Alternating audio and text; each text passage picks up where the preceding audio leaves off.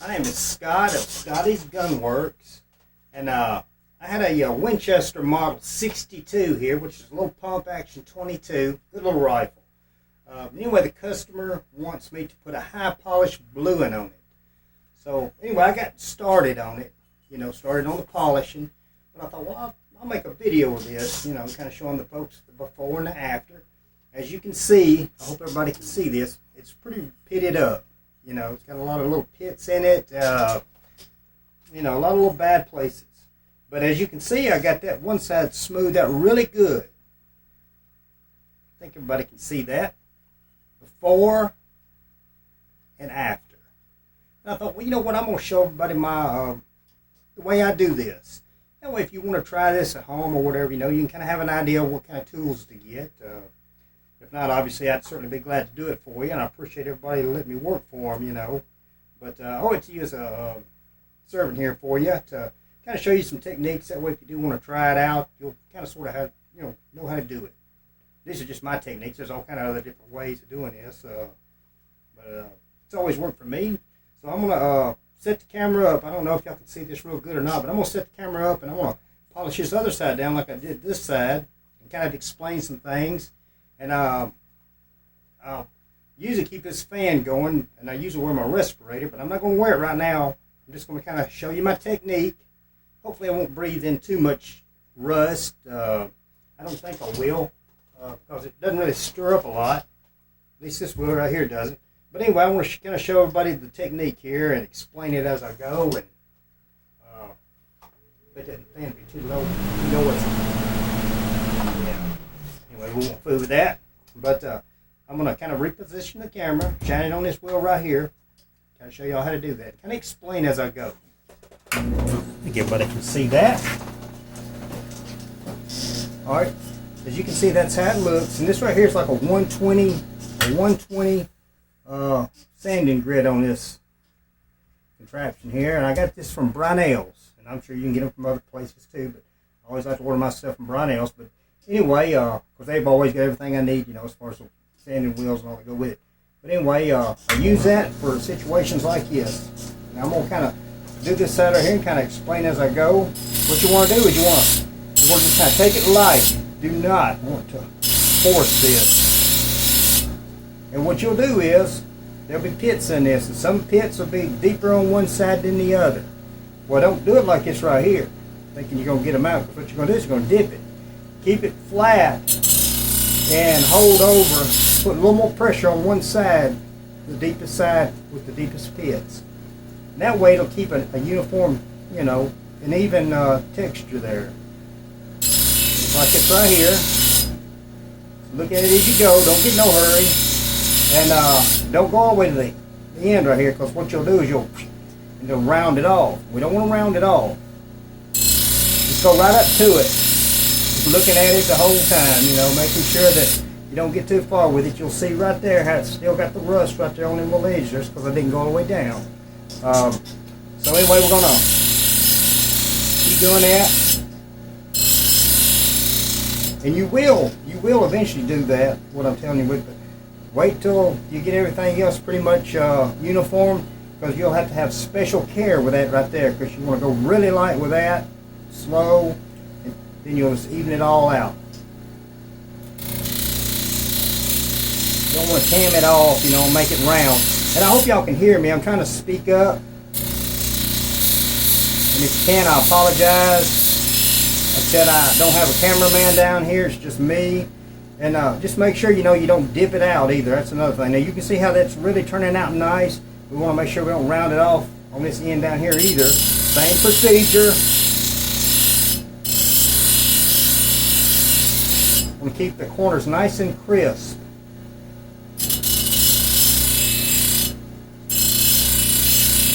There's all kind of techniques and different ways you can do this. I could take a block sander, and I could do all that. Then I'd have to charge $2,000. And this right here is really the best way, the most efficient, economical way. It just boils down, to me, because I've been doing this for years. I've got lots of techniques.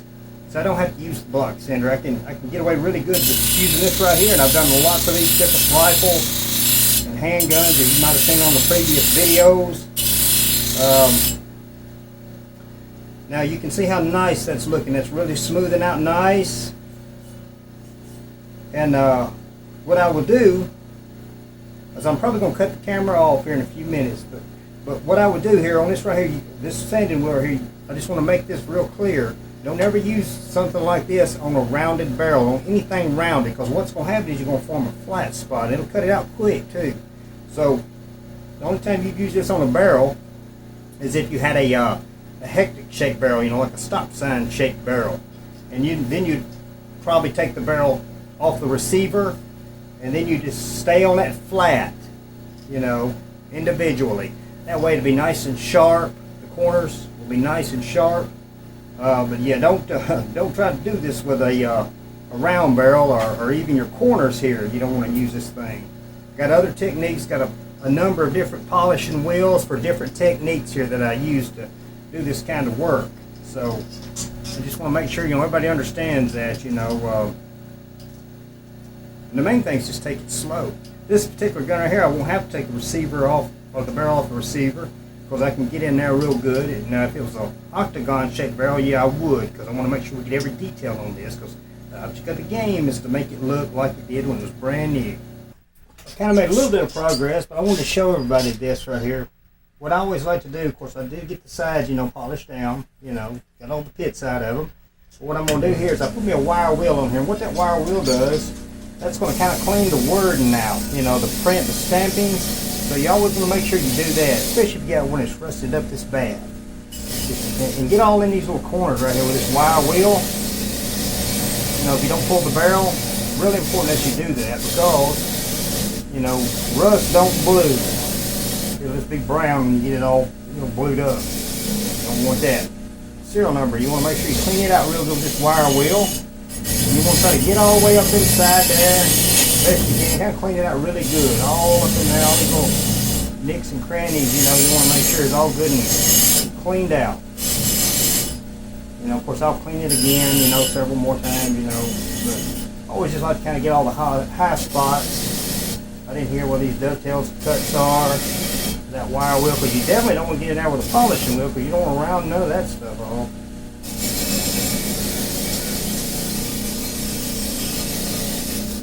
The front of the receiver.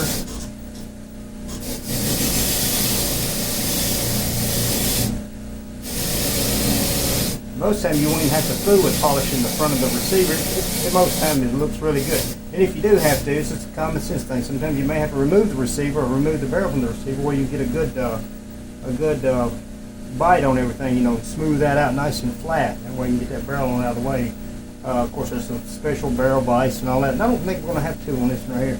It does have a few little tool marks in it. I think I can smooth them out. You know, maybe we'll take a block sander, you know, and smooth them out, you know. It's in pretty good shape. When you got to remove a barrel, you know, it's kind of sometimes it's a hassle. Since I'm all equipped to do that. And, you know, whatever makes the job right. If I have to remove the barrel to make it right, then that's what's going to happen. You know, no extra charge. Whatever I quote you a price at. If I do extra work, well, that's just the way it is. No extra charge. And, you know. But that's why I always like for my customers to give me a call, you know, we can talk about it, all that good stuff. But anyway, I think I've got all my wire wheeling done on it. Now I'm going to go over here to the other little machine here. This is just one technique, and I bounce back and forth from different machines, you know, depending on the situation. But what I'm going to do here now is I'm going to kind of get these corners right here. See how pitted up it is? I didn't hit this one right here with that wheel right there a while ago. Then I thought, well, I guess I'll film myself doing that right there too, you know, and, you know, just kind of giving everybody an idea. And of course, I'll get on the barrel here in a little bit and I'll kind of show you the technique with that. But anyway, basically just want to make sure you keep it flat. You want to keep those corners sharp. I want to get over where y'all can really see this, what I'm doing here.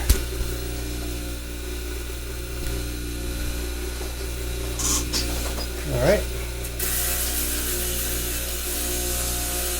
Just don't round it off. Keep the corners nice and sharp. You can see them deep pits in that. So everyone can see in the camera here. I hope y'all can see them. Let's see. I'm looking at the camera too. Anyway, it's got some pretty deep pits in it. So anyway, what I'm doing is I'm just holding over closest to the deepest pit.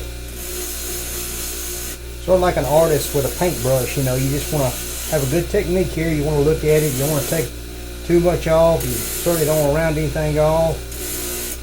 I have got a hold of guns that have been blued by people before, and then they've rounded the corners off and stuff. And most of the time I can bring them corners back. Not all the time, but most of the time I can. Usually if somebody gets hold of it, they don't know what they're doing.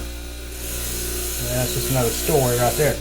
But this right here is turning out really nice. The corners are smoothing out really nice. When I go to hit it with that high polish wheel, all these little pits and stuff that I may have left in there will definitely show. I mean, the bluing ain't gonna hide anything. So it's how well the polishing is how nice that bluing's gonna turn out. All in technique.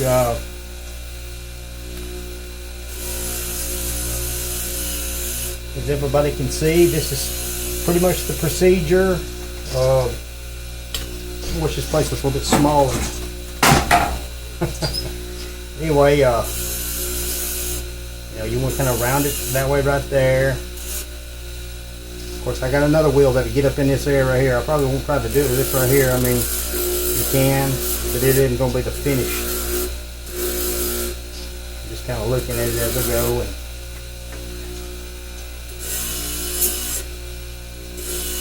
everybody can kind of sort of see.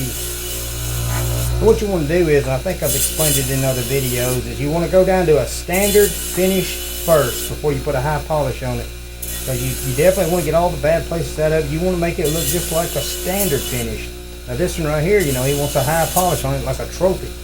So I'll make it look like a standard finish, and then I'll start putting a high polish on it after I get all the bad places out of it.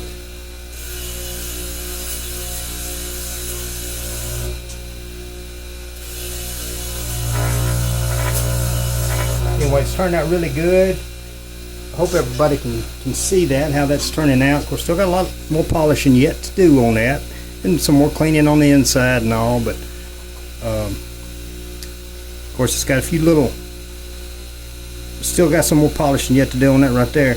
And over there at the other wheel, what I was showing everybody is you just want to make sure you go light with it, not too hard with it, because you don't want to ripple it either, you know. But if you do, it's not a big deal, as long as you don't ripple it too bad. The main thing is going light with it and watching those corners. Well, I believe I'm going to cut the camera off and go ahead and finish doing what I'm doing this right here. And of course, I'll cut it back on and kind of give everybody updates as I go. Okay, I'm back over here again at the wire wheel. I just kind of wanted to get the inside of that cleaned out really good. Want to be careful with it, obviously. And what I'm fixing to do now is I'm fixing to set up and start polishing the barrel. Of course, I by no means am nowhere near finished with this yet, but I just want to kind of get the standard look, and then I'm going to go back here when I get the barrel all polished down, get it all crowned, because I'm going to re-crown this. And then I'm going to put the proper brush strokes in it, the proper brush streaks, I guess if you will, just like the factory would have done. Then we'll start putting the mirror shine on it.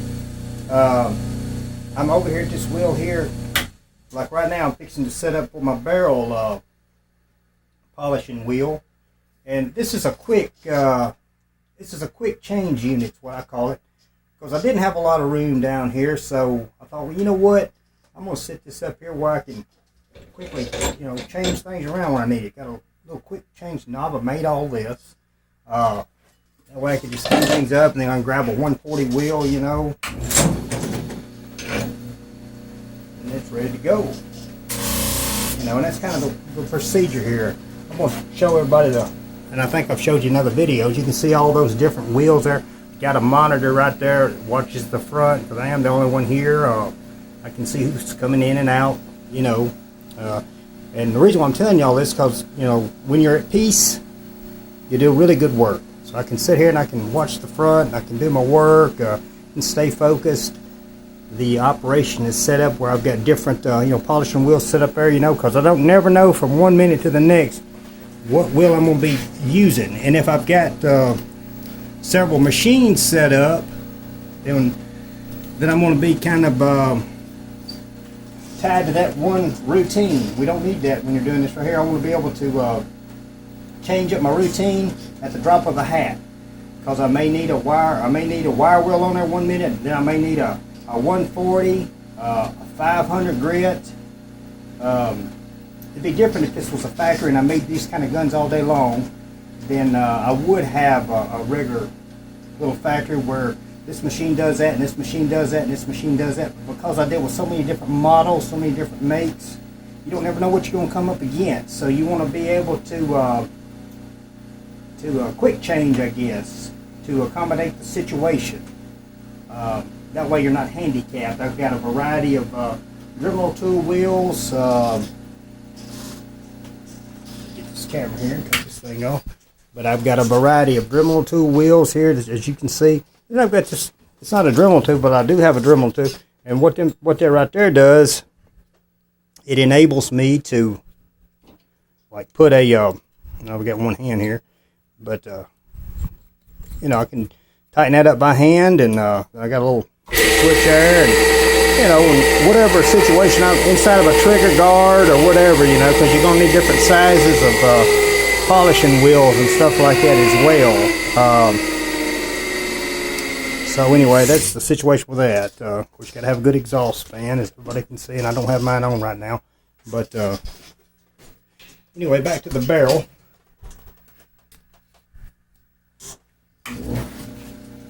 What you do in a situation like this right here, you don't want to start out that way. Again, you'll produce flats. You want to kind of go long ways like that right there, long strokes. And you want to be sure to stay off those dovetails.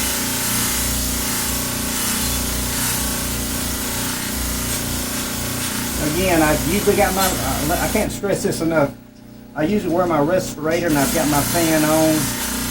And but I know we're making this little video here, so you know we ain't gonna hurt no longer than I'm gonna, you know, be doing this to have it off.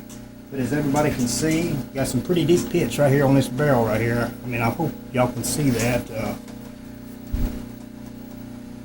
Really hard to see because, like I said, I'm a one-man show, don't have a cameraman. But anyway, to get those pits out, you want to stay focused on that little area, because you're gonna have a horrible dent or a dip, and that's gonna show worse than the pits. So to get that out, you want to feather it out like a body man would when he's using Bondo on a car. You know, he'll put the Bondo on there, and then he'll spread that. He'll take the sanding block and he'll feather that out all the way across. And that's basically the same procedure here. You know, you just take that tip there and you just feather it all out to where it looks like it never was there. And that way you ain't got no little dip in it either. Now, sometimes, depending on how deep they are, you will have a little dip, but most of the times you do it right, you won't even have a dip.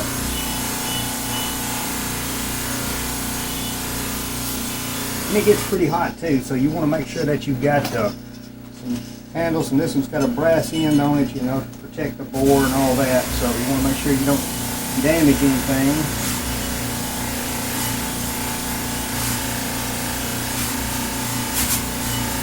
You know, if you do hit the dovetail a little bit, that's fine. You just want to stay on it because it will round it off and knock the corners off. You just want to kind of, this particular barrel right here has got a series of pits all in it, especially here towards the end. You just kind of go a long ways with it. Now there'll come a time where I'll do this. That'll be one of the last things I do, and I'll show y'all that when we get around to doing that. But I know I've made several videos of me polishing down guns and blowing them, and they're all pretty much the same. I guess I want to make several ones doing different models. That way you'll pretty much know that it's pretty much the same technique. Just taking your time and being careful and just using common sense.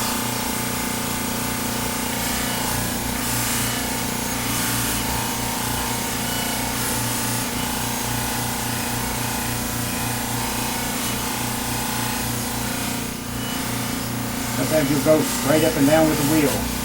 This here's got a real nasty pit right here on the end of it. And it's definitely going away. Of course, you know, if you're around the chamber area, this being a 22, it won't matter if you're, say, for instance, polishing out a 12 gauge. Definitely don't want to get that too thin. So, you know, you want to make sure you know how to use a set of mics, because you definitely don't want to give it to the customer and it blow up on you. So it all boils down to making sure the gun looks good, but above all, you want to make sure it's safe. And I have got them that are fitted up so bad, but they still work. I'll just say, look, keep a little oil on it, you shoot it. I wouldn't recommend polishing it down. If it's too thin, it might bust on you. You know, that's one of the things you got to do in your gun. So you got to use good common sense. Be careful. It ain't toys we're messing with here. But anyway, as everybody can see, I'm gonna cut the camera off, and I'll just continue to do what I'm doing here, and I'll give you an update. Then got it pretty much down. Still got a ways to go on it. The writing and everything is still intact. Looks really good. What I would do in a situation to where if it had a lot of pitting around it, I would polish all around the writing. I'd take me a black magic marker, and I would you know, just mark my writing. That would be my no-go zone.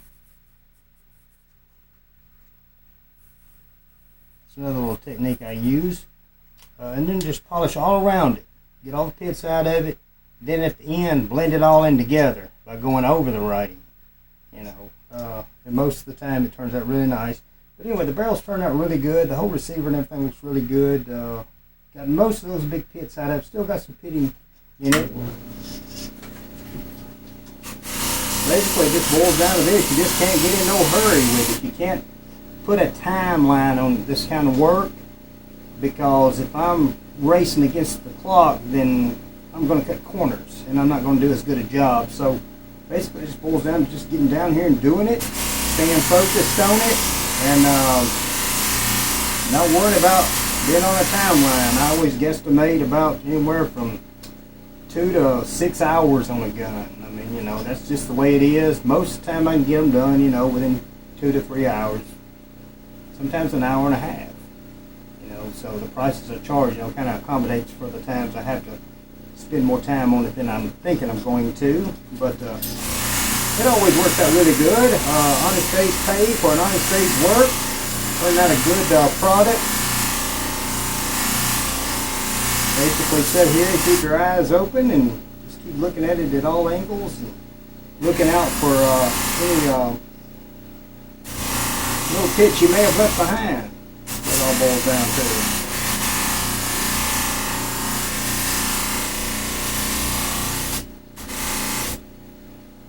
Usually for some reason right here around the end of the barrel they want to really accumulate. I don't know why that is.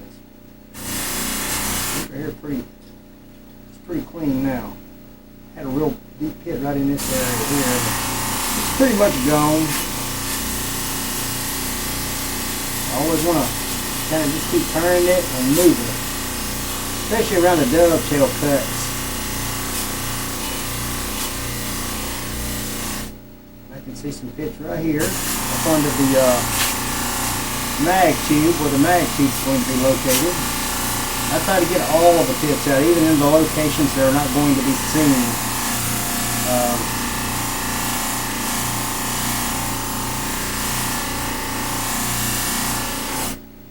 You know, and the pity is when a customer sends me a gun, I wish I could say, well, I'll have it back to you, you know, next week, or, you know, 2 weeks or 3 weeks. But most of the time it takes a good couple of months or 3. So it's always good for the customer to call me where I can talk to them. And that's one of the reasons why I like to make these videos, to kind of show everybody, you know, that this right here is not like a drive-through, you know, at McDonald's or something like that. This is a, you know, it just takes a lot of time and patience to do it right. You know, especially if it belongs to, say, somebody in the family that passed away. What a good way to honor that person by having that gun, you know, restored. And that's what I would think. Well, anyway, everybody can see everything's coming along really good. I'm going to go ahead and polish this out standard. Probably going to put, now we're using 140 grit. And I've showed you in the previous videos to apply that. Just put it on there until it kind of turns white there, and you want to let it sit there and dry. Usually about 60 seconds, because I got this old hair dryer here that kind of hurries it along a little bit.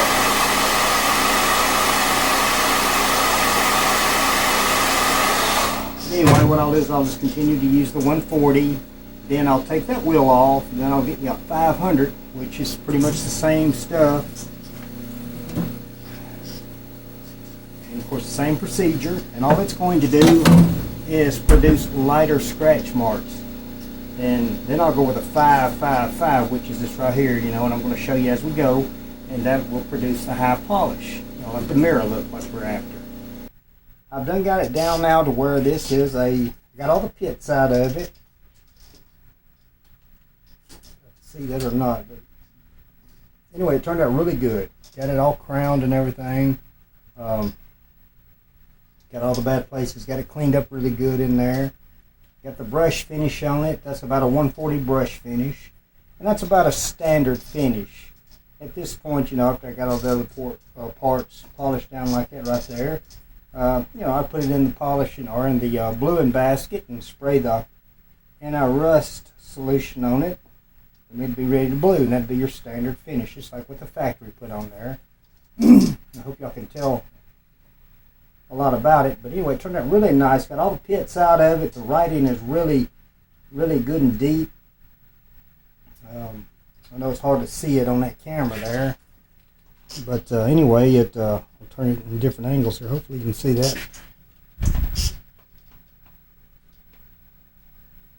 Anyway, the writing is really good and deep, Turned out really good. Good standard finish. Anyway, I would call that one done, if the customer just wanted to go with a standard finish, but he wants to go with a high polish. So this is where the, extra money would come in, I would go ahead and hit it with a 500 grit, which would look basically like that, only it'd be a little bit more shinier. And then after that, I would hit it with the white, which is the 555,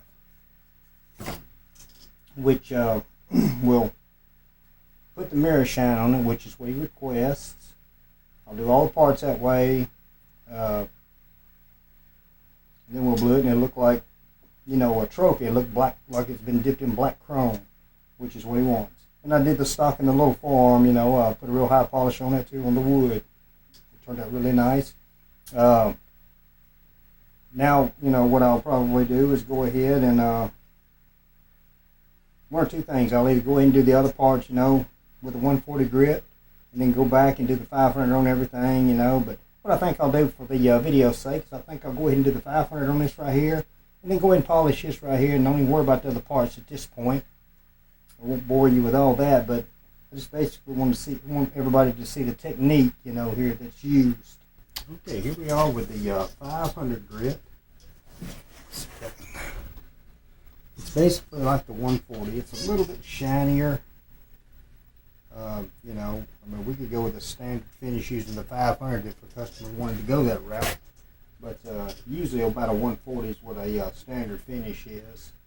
But anyway, as everybody can tell, it's a little bit shinier. I hope everybody can see that.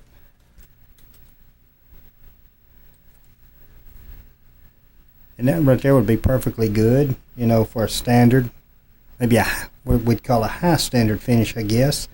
But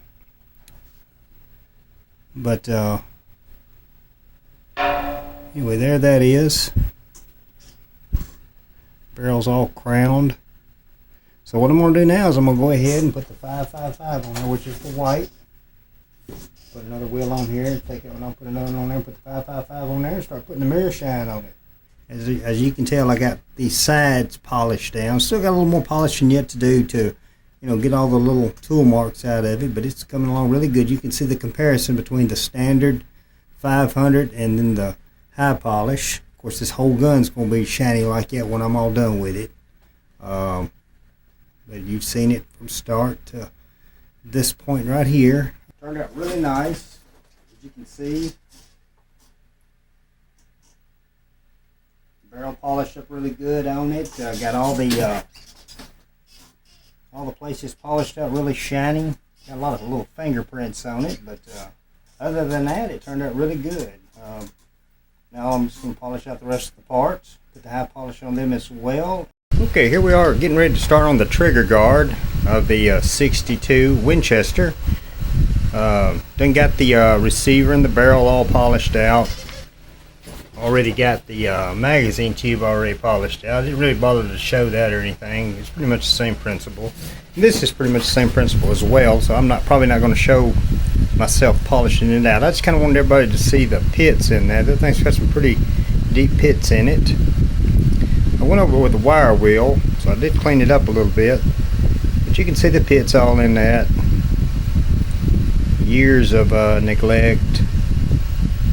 This is a low serial numbered one too. This right here is I think 836. There we go. But anyway, there's the before. I'm fixing to cut the camera off and polish it out and show you the after effect. So you can see what it looks like when I put a mirror shine on the trigger guard. And really the technique's the same even on the trigger guard. That's why this little machine right here come in, to kind of get the inside of that real good, and got little sanding wheels and stuff like that. Even got this little machine right here, this is another one, that where I can really get into tight places. Got a little brush set up on the end of it, and it's a quick change system as well. Here we are. I finally got all the rust off of it and the pits out of it, as everybody can see. Inside the trigger guard there, got it all smoothed up real nice. See the Winchester loud and clear on there. I've got a 500 grit on it right now. I went from the 140 to the 500. Pits are all gone. Got a little bit of oil on it. Fingerprints. As everybody can tell, got all the pits out of it. And there's a 500 standard finish. Now I'm fixing to take it up to the high polish mirror finish. Just kind of wanted everybody to see this. Okay, here we go. There's a finished trigger guard. All the pits out of it and all the little bad places out of it. Polished it up really nice. Got the inside of the trigger guard polished up. Trying to hold the camera and hold the trigger guard as well, but turned out pristine. All the writing's good and deep. Got a little bit of fingerprinting on it, but I think everybody can see.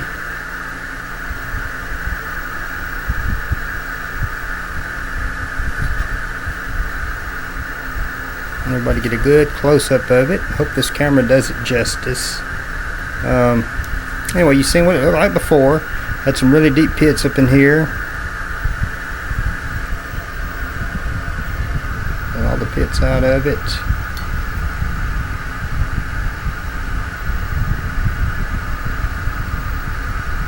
A few fingerprints on it, but I'll go back and kind of clean it up, and we'll put that one in the rack over here. The rest of them, we'll get ready to blow them. With another little update here. These are just some little parts I'm going on ahead and polishing. Yeah, there ain't no fast way of doing it if you're gonna do it right. A lot of detailed polishing goes into each and every gun that I re-blue.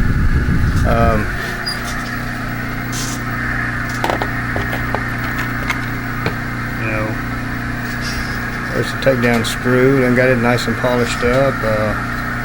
Got a really high polish on it.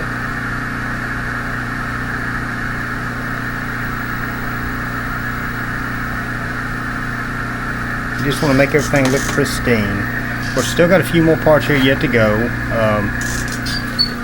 Got some parts over here that I done finished. Got them laid over here. Gonna put them on hangers. There's the hammer. Turned out really nice. Got fingerprints all over it, but. There's the wrench block.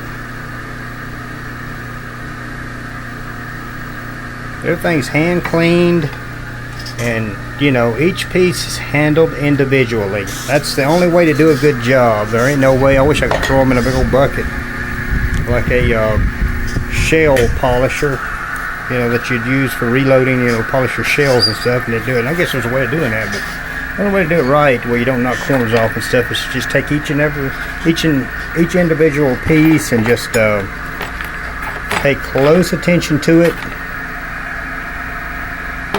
you know, and right down to each screw. Every screw is hand polished.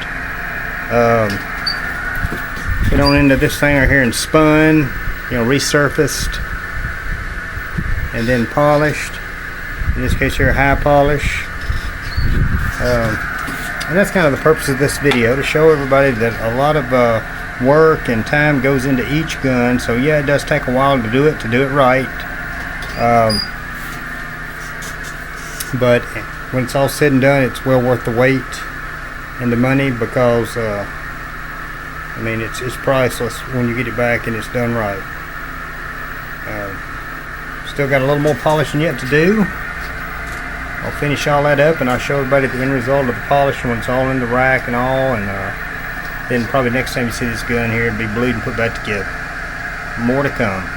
Okay, here we are again at Scotty's Gun Works. Kind of speaking up, that way I can make sure that, you know, you can hear everything I'm saying here on the camera here. Got the gun, the model 62 Winchester. Got it all polished down. It's ready now to be blued.